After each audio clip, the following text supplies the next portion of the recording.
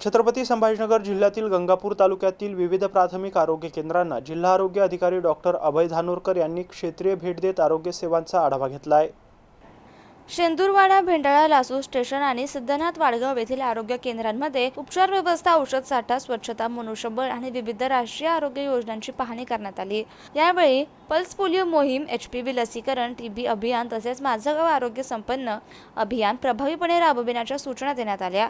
गंगापूर तालुक्यातील प्राथमिक आरोग्य केंद्रांच्या कामकाजाची जिल्हा आरोग्य अधिकारी डॉक्टर अभय धानोरकर यांनी प्रत्यक्ष पाहणी केली।